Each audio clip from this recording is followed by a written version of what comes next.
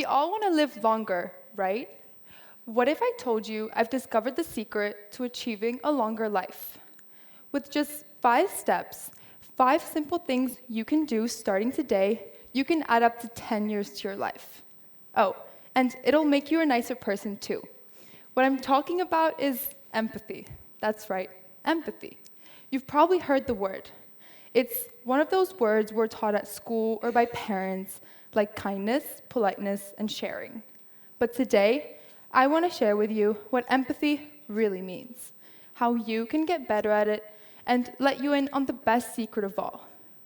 Practicing empathy doesn't just transform the world around us, it transforms us. For me, this realization of just how truly fascinating empathy can really be came during what felt like an ordinary moment, volunteering at a charity shop, where a heartfelt conversation with an elderly man changed my perspective forever. Let me tell you about it. One afternoon, while volunteering at a charity shop, an elderly man walked in. He wasn't there to shop. He was looking for a connection. We got talking, and we spoke about what it's been like for him after losing his wife of 45 years and how lonely his life had become. Before I knew it, hours had passed, and none of us had realized that the shop was about to close. He looked at me and said, "I don't know when I last had a conversation like this." It struck me then, and I can still remember exactly how I felt. I pondered about whether that would be my parents one day, whether that would be me, with no one to talk to but a volunteer. This got me thinking, what can we do now in the present to ensure that our future never looks like this? To ensure that in our future, everyone has someone to talk to, someone who cares. We live in such a fast-paced world that we forget to check in on those who need us most. That day, I realized that empathy isn't just a feeling, it's an action, one with the power to connect us, heal us, and remind us what it truly means to be human. And all of us can get better at it and should get better at it, not only because it's the right thing to do, but because it's our only hope for the future. Practicing empathy doesn't just transform the world around us, it transforms us. Research from the University of Michigan suggests that empathy and compassion have tangible health benefits. People who consistently practice empathy live better and healthier lives. They experience lower stress levels, a stronger immune system, and a lowered risk of developing chronic diseases. Even more astonishing, building meaningful social connections through empathy can add up to 10 years to your life. Imagine that. By simply showing care and understanding, we can all live better and longer. Today, I want to share with you what empathy really means and how you can get better at it. It's the key to creating a thriving world and to living a life that's richer, more meaningful, and yes, even longer.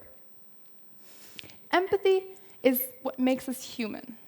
It's our ability to step into somebody else's world, feel their joys and struggles, and connect on a deeper level.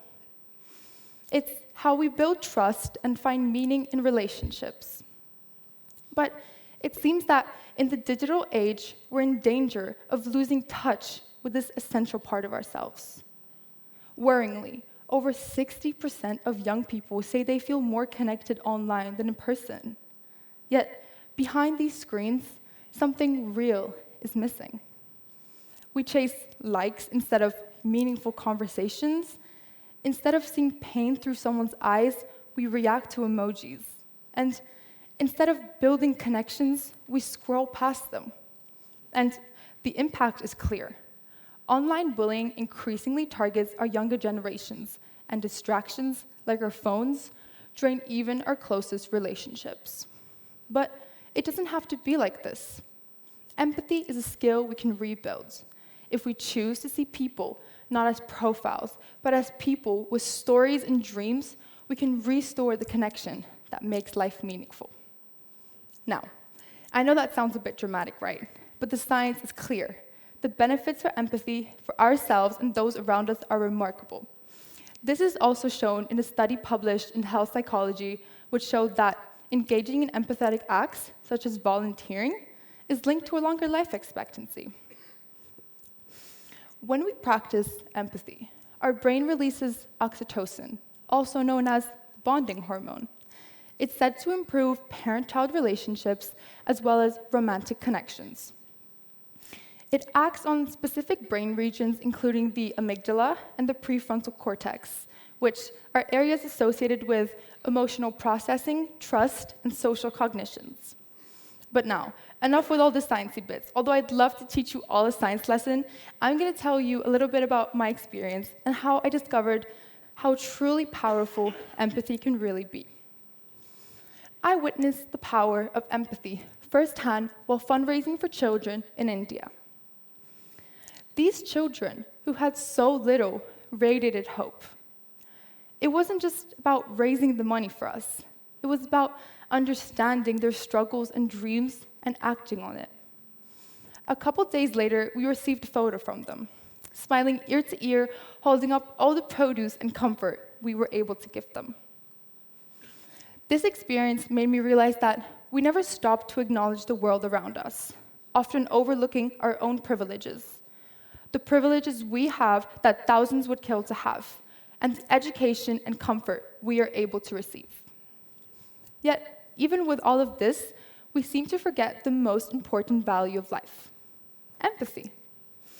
How many of you all will go home tonight with the food you want, your bed made just the way you like it, with your chosen sheets, and the ability to wake up in the morning knowing you have an education to look forward to? Well, those children don't have the privileges we have, yet they find happiness within. In our society, we never seem to have enough. The more we get, the more we want. It's a never-ending cycle. Think about the privileges you all have. 244 million children don't have access to education, and 153 million children don't have a place they can call home. Think about that for a moment. So, the question is, what can you start to do today when you leave this room? Firstly, I know we may all think that reading books is a waste of time in the age of TikTok and 24-hour entertainment. But let me tell you, they really do expose you to a different kind of world. Or at least, that's what my English teacher says. No, but really, the science is clear. Reading books can help build empathy. Secondly, spend more time helping others, whether it's volunteering at a charity shop or fundraising for unprivileged children. These experiences deepen our understanding of other struggles around us. Even so, many of us might not have access or simply the time to do these things outside of school. So speak to your school leaders and try to get involved as much as possible, whether it's helping out on your school's dance team or reading to the elder years in your school. Thirdly, to make it even more enjoyable, try new things. Try that new restaurant. Try Thai, it's delicious. Or joining a flamenco dance class. Make an effort to learn about cultures, traditions, and viewpoints different from your own. In a world of constant distractions, presence is a gift. Practice putting away your devices during conversations, even just for a few moments. Focus on the person in front of you entirely, their expressions, their emotions, their words, and assume you can learn something different from everyone you talk to. Lastly, doing things that may make you feel uncomfortable or uneasy at first, such as what I'm doing here today, delivering this speech, is stepping out of my comfort zone. From growing up shy to be standing here today talking to a room full of people has deeply changed my perspective. This will make you feel more empathy for those faced with similar or difficult situations. Empathy isn't just about addressing the challenges of today. It's about building a better tomorrow. Imagine a world where humanity and technology coexist harmoniously, where innovation is guided by compassion, where people are just as connected emotionally as they are digitally. So, here's my challenge to you. As we move forward into this increasingly interconnected world, let's not forget what truly connects us. Put down your phone, look someone in the eye, ask them how they're doing, and truly listen. Volunteer for a cause or read a book that expands your perspective. These small acts ripple outward, creating a future defined by kindness, understanding, and connection. That day, in the charity shop, I learned that empathy isn't just about helping others. It's about finding what makes us human. And if we nurture it, teach it, and live it, tomorrow's world won't just be faster or smarter. It'll be kinder. Because in the end, unlocking tomorrow's world isn't just about what we build. It's about how we care. And that is a world worth striving for. Thank you.